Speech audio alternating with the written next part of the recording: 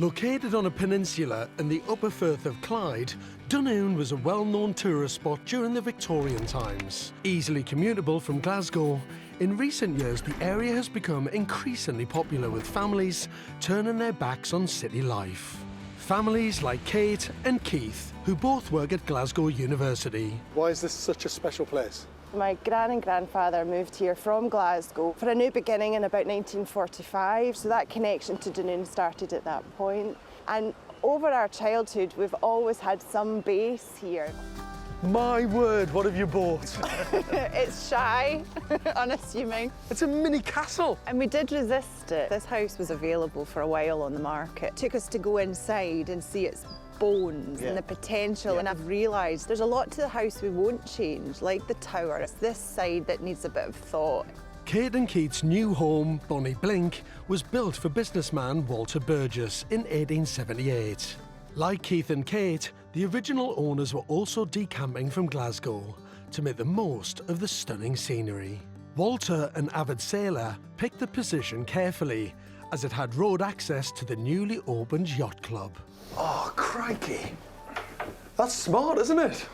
It's kind of small-scale grandeur. Because it's not an enormous building. No. But when you walk in, you think this could be the entrance hall of a big country house. Yes, it's just a little hint of it, isn't it? Yes, exactly, yeah. Bonnie Blink is a house in two parts, the dramatic tower and the unsatisfactory two-storey structure attached to it. Getting that part to work is key to unlocking this home's potential. So Kate and Keith plan to take out a number of the internal walls, relocating the kitchen into a bigger, brighter space, replacing what is currently the corridor, drawing room and bathroom.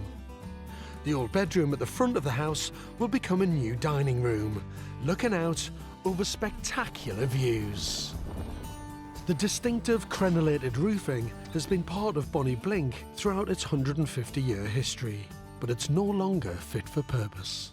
It's incredibly heavy and it's also starting to break. Recent storms have exposed how serious the problem is. I've actually come back one evening and found water pooling upstairs on the old oak floor, and the windowsills are wet. Removing and replacing the roof and repairing the render is a job that could cost tens of thousands of pounds. A stark reminder for Kate and Keith of how expensive it is to renovate their mini castle. There's some things clearly this week that are damaging the house, and they're damaging some parts of the interior of the house. I think the issue I've got is we can't have any more big surprises. But more big surprises are exactly what Callum the builder has found. As if issues with the roof weren't enough, it's now the floor in the kitchen that's a problem. The flooring in here has dips all over the place, with some joist ends rotting and things like that on the corners, so we'll probably just put new joists in. The floor is uneven and rotten, so a new one has to go in. We'll manage. A big wee job, I suppose. From a financial point of view, the last few weeks haven't been easy. But with the major structural work now done, I'm keeping everything crossed that there won't be any more nasty surprises. So look at this. The fact that we've got this whole side of the house now that's getting this view, which is just breathtaking. I can imagine just sitting here and with family and friends. It's really beautiful. And there's more welcome news for Kate. Oh, an Aga. Look at that! So I think today, with the Aga arriving, it looks like a kitchen. I think they might be finished. The tired old house is now bright, clean and standing proud as a beacon looking over the town that Kate loves. Where once there was a gloomy corridor and warren of dimly lit rooms, there's now a gorgeous, spacious kitchen right in the heart of Bonnie Blink. Your kitchen is extraordinary. I can't actually quite believe that we're standing in the same house. What was once an underused guest bedroom at the front of the house is now a beautiful new dining room with large glass doors leading to a perfectly positioned patio. You made this massive opening. I mean, that is huge, and that view's just wonderful, isn't it?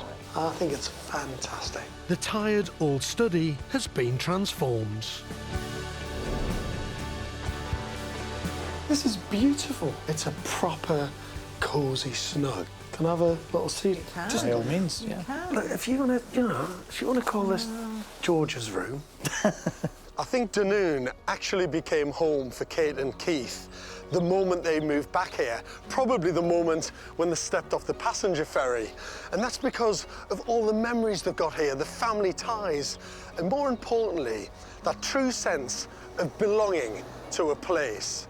In some ways, the build is just the final part of the puzzle, albeit a really, really important one. And I have to say, together, they've created the most fantastic home.